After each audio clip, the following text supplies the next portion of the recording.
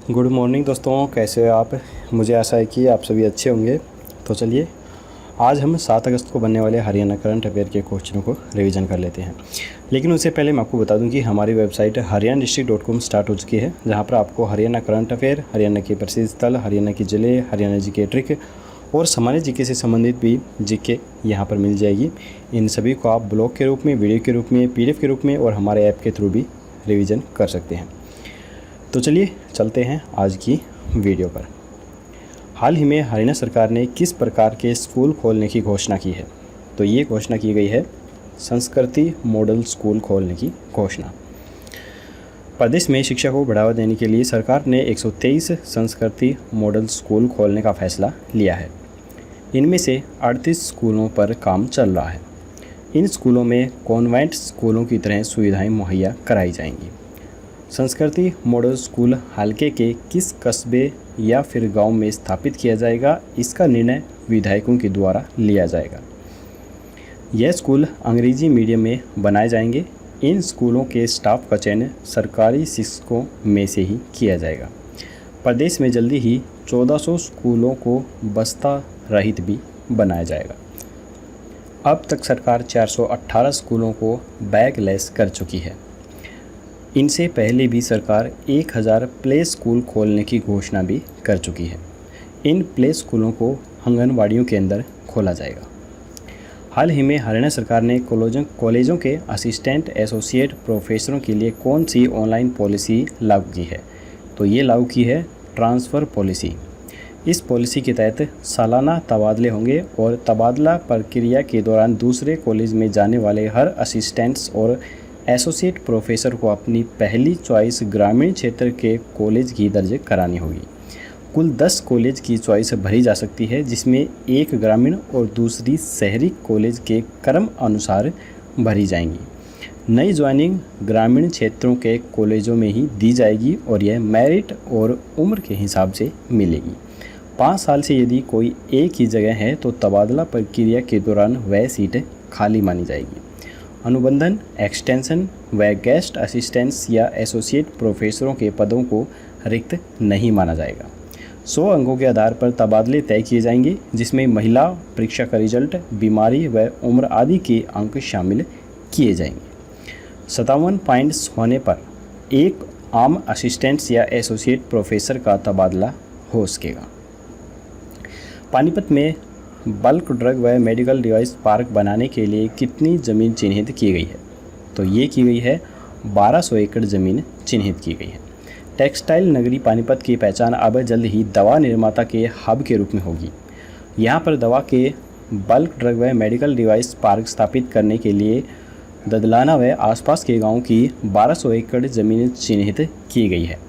इस mega project के लिए हरियाणा सरकार ने Haryana state industrials and infrastructure development corporation को ज़मीन उपलब्ध कराने की जिम्मेदारी भी सौंपी है। पानीपत व करनाल में फार्मा पार्क परियोजना स्थापित करने के लिए 2000 करोड़ रुपए खर्च किए जाएंगे। फार्मा पार्क बनाने के बाद 25,000 लोगों को नौकरियां भी मिल सकेंगी। जो भी किसान इसे संबंधित ज़मीन देना चाहता है वह 31 अगस्त तक पोर्टल पर ज़मीन का ब्यौरा अपलोड कर सकता है। इस योजना के तहत पानीपत में 1000 एकड़ क्षेत्र में थोक दवा रसायन पार्क स्थापित किया जाएगा। वहीं करनाल के बेगमपुर में 250 एकड़ में चिकित्सा उपकरण केंद्र भी बनाया जाएगा। इन दोनों केंद्रों के बीच 25 किलोमीटर की दूरी होगी। हरियाणा में किस विश्वविद्यालय को मरीजों को इलाज देने में देश भर में प्रथम स्थान मिला है? तो ये स्थान मिला है पंडित भगवत दयाल शर्मा स्वास्थ्य विज्ञान विश्वविद्यालय को। तो यहाँ पर आप देख सकते हैं, ये इसकी कॉलेज की फ़ोटो है। इसकी स्थापना सन 2007 में हुई थी और इसके फ़िलहाल वाइस चांसलर डॉक्टर OP कालारा हैं। एक राष्ट्रीय स्तर की मैगजीन के द्वारा कराए गए सर्वे में पूरे देश में MD डॉक्टर ऑफ मेडिकल चिकित्सकों के द्वारा OPD में सबसे ज़्यादा 6200 मरीजों को इलाज उपलब्ध कराने पर पहला स्थान मिला है। बेस्ट जेंडर डाइवर्सिटी में दूसरा स्थान मिला है और विश्वविद्यालय को MD MS यानी कि मास्टर ऑफ साइंस की सबसे कम फीस लेने पर पूरे देश में तीसरा स्थान मिला है। हाल ही में किसने आबादी देख के साथ साथ राजस्व और संपदा का भी ड्रोन सर्वे करने के आदेश दिए हैं? तो ये आदेश दिए गए हैं दुष्यंत चौटाला के द्वारा। डिप्टी सीएम दुष्यंत चौटाला ने अधिकारियों को निर्देश दिए हैं कि आबादी देख के साथ साथ राजस्व संपदा का भी ड्रोन सर्वे किया जाए ताकि लोगों को उनके मालिकाना हक की संपत्ति का ऑनलाइन रिकॉर्ड मिल सके। दुष्यंत चौटाला ने आगे कहा है कि महात्मा गांधी की जयंती 2 अक्टूबर तक 242 गांव में आबादी देश के सर्वे को जल्द से जल्द पूरा कर लिया जाएगा। नरेंद्र मोदी पूरे देश में हर जिले के एक गांव को लाल डोरा मुक्त करने की घोषणा करके डीड टाइटल वितरित करेंगे। हरियाणा के हर जिले से 11 गांव को अर्थात कुल 242 गांवों को 2 अक्टूबर तक लाल डोरा मुक्त करने का लक्ष्य रखा गया है। हाल ही में कितने मौलिक मुख्य अध्यापकों को उच्च स्कूल मुख्य अध्यापक बनाया गया है? तो ये बनाया गया है 298 को।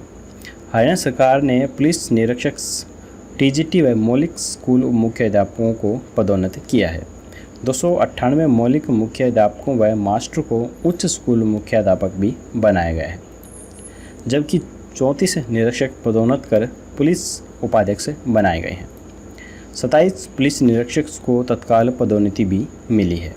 अगले क्वेश्चन पर चलने से पहले दोस्तों, अगर आपको हमारी ये वीडियो पसंद आ रही है तो अभी के अभी हमारी इस वीडियो को एक लाइक ज़रूर कर दीजिए, और अगर आप हमारे चैनल को पहली बार देख रहे हैं तो हमारे चैनल को सब्सक्राइब करके घंटे पर ज़रूर प्रेस कीजिए, तभी आपको हमारी आने वाली लेटेस्ट नोटिफिकेशन है वो सबसे पहले मिल सकेंगी। तो चलिए चलते हैं अगले क्वेश्चन पर। अगला क्वेश्चन है, हरियाणा सरकार के द्वारा धान की फसल का रजिस्ट्रेशन कराने के लिए खोले गए पोर्टल के लिए कितनी फ़ीस निर्धारित की गई है? तो ये निर्धारित की गई है 30 रुपये की फ़ीस। अब सभी गांव में अटल सेवा केंद्र और CSC कॉमन सर्विस सेंटर पर कोई भी किसान अपनी धान की फसल का रजिस्ट्रेशन करवा सकता है। इसके लिए सरकार के द्वारा धान की फसल का रजिस्ट्रेशन करवाने के लिए पोर्टल शुरू कर दिया गया है। इसमें किसानों को मात्र 30 रुपये रजिस्ट्रेशन चार्ज देना होगा। भारतीय किसान यूनियन ने बताया है कि किसानों ने अपना क्रेडिट कार्ड जिस नाम से बनाया हुआ है उसी नाम से अपनी धान का रजिस्ट्रेशन करवाएं और अपने खाते की बिल्कुल सही जानकारी दें, ताकि आगे धान की फसल को बेचने में कोई भी परेशानी का सामना न करना पड़े। हरियाणा के किस गांव में उत्तर भारत का पहला एनिमल हॉस्टल बनाया जाएगा? तो ये बनाया जाएगा उगाड़ा गांव के अंदर। अंबाला ज़िले के गांव उगाड़ा में गाय और भैंसों के लिए एनिमल हॉस्पिटल बनाया जाएगा। इस हॉस्टल में ग्रामीण अपने पालतू पशुओं को रख सकेंगे। हॉस्टल बनने के बाद गांव के घर घर तक सस्ती गैस भी पहुंच जाएगी। यह प्रोजेक्ट 3 चरणों में पूरा किया जाएगा। पहले चरण में एक शेड व मिल्क प्रोसेसिंग यूनिट लगाई जाएगी, दूसरे चरण में बायोगैस प्लांट लगाया जाएगा और तीसरे चरण में 4 दीवारी बनाई जाएगी। इस एनिमल हॉस्टल्स को गाँव की करीब 20 एकड़ गो चरांद भूमि पर बनाया जाएगा। इस प्रोजेक्ट पर करीब 1.42 करोड़ रुपए खर्च किए जाएंगे। लोगों के लिए पार्किंग की व्यवस्था भी अलग से यहाँ पर की जाएगी। हॉस्टल में पालतू पशु रखने के साथ बायोगैस प्लांट भी यहाँ पर बनाया जाएगा। अभी 14 किलो गैस करीब 700 से 800 रुपये में मिलती है। बायोगैस प्लांट बनने के बाद यह गैस 350 रुपये तक मिल सकेगी। इस प्रोजेक्ट के 2 साल पूरा होने पर महिला व BPL कार्ड धारकों को हॉस्टल में पशु रखने पर ज़्यादा लाभ मिल सकेगा। हॉस्टल में पशुओं को रखने पर पशु मालिकों को पशुओं के हिसाब से बिल पर 4% छूट भी दी जाएगी। इसके अलावा इन हॉस्टलों में जो सुविधाएं हैं वो इस प्रकार से दी जाएंगी। यहाँ पर बायो फर्टिलाइज़र्स तैयार किए जाएंगे, फसलों का बीमा भी किया जाएगा। इसके अलावा पशुओं का हेल्थ कार्ड भी यहाँ पर बनाया जाएगा। GPS सिस्टम भी लगाया जाएगा। CCTV कैमरे भी यहाँ पर लगाए जाएंगे। पशुओं का डाटा अपलोड करने के लिए ऑनलाइन पोर्टल भी बनाया जाएगा। डॉक्टरों की यहाँ पर सुविधाएं भी दी जाएंगी, ताकि कोई भी पशु अगर बीमार होता है तो जल्द से जल्द उसको चिकित्सा सुविधा दी जा सके। हरियाणा में कोरोना के चलते किसकी गाइडलाइन के तहत स्वतंत्रता दिवस समारोह बनाया जाएगा? तो ये बनाया जाएगा केंद्र सरकार की गाइडलाइन के तहत। कोविड-19 के चलते केंद्रीय गृह मंत्रालय द्वारा जारी दिशा निर्देश के अनुसार हरियाणा सरकार ने विभिन्न जिलों में स्वतंत्रता दिवस समारोह के आयोजन का कार्यक्रम जारी किया है। हरियाणा के राज्यपाल सत्यदेव नारायण आर्य राजभवन चंडीगढ़ में राष्ट्रीय ध्वज फहराएंगे। हरियाणा में डिटेल्ड जीरो सर्वे कब से कब तक करवाया जाएगा? तो ये जीरो सर्वे करवाया जाएगा 7 से 16 अगस्त तक। पानीपत, अम्बाला व पंचकुला में कोरोना के आंकड़े तेज़ी से बढ़ रहे हैं। स्वास्थ्य विभाग द्वारा इसे रोकने के लिए 7 अगस्त से प्रदेश में डिटेल्ड सीरो सर्वे करवाया जाएगा। कोरोना अब फरीदाबाद व सोनीपत में स्टेबल हो गया है। प्रदेश में टेस्टिंग की रफ्तार औसतन 15,117 तक पहुंच गई है। सभी जिलों में 16 अगस्त तक 22,000 सैंपल लिए जाएंगे। कोरोना के संक्रमण की शिकायत देने के लिए हाल ही में प्रदेश के किस जिले में ऑनलाइन शिकायत केंद्र शुरू किया गया है? तो ये शुरू किया गया है हिसार जिले में। कोरोना के संक्रमण के समय में लोगों को शिकायत देने के लिए नगर निगम कार्यालय आने की ज़रूरत नहीं है। अब नगर निगम प्रशासन के द्वारा ऑनलाइन शिकायत केंद्र बनाया गया है। हिसार नगर निगम ने शहर वासियों के लिए व्हाट्सएप मोबाइल नंबर 8607237884 जारी किए हैं, जहां पर शिकायतें की जा सकेगी। इस व्हाट्सएप नंबर पर कॉल की सुविधा नहीं दी गई है। शहरवासी केवल व्हाट्सएप मैसेज के माध्यम से अपनी शिकायतें दर्ज करवा सकते हैं। व्हाट्सएप पर आने वाली शिकायतों पर 24 घंटे के अंदर कार्रवाई की जाएगी। तो यहाँ पर हमारे करंट अफेयर ख़त्म होते हैं। अब हम देख लेते हैं दोस्तों कल का क्वेश्चंस। कल हमने आपसे पूछा था हरियाणा का ऐसा पहला कौन सा गांव बना है जिसमें तालाब के द्वारा खेतों की सिंचाई की जाएगी? तो इसका जो राइट आंसर है वो है हरियाणा का क्योडक गाँव। 2 नंबर हमारा राइट आंसर है। कैथल जिले का क्योडक गांव, इसकी सीमा करनाल, कुरुक्षेत्र, जींद व पंजाब के पटियाला जिले से लगती है। तो चलिए अब हम देख लेते हैं आज का क्वेश्चन। आज का क्वेश्चन है प्रदेश में ई सचिवालय पोर्टल को लॉन्च करने का समारोह कहां पर आयोजित किया गया है? तो इसका जवाब आपको हमें कमेंट बॉक्स में देना है। कल की वीडियो में आपको इसका जवाब मिल जाएगा।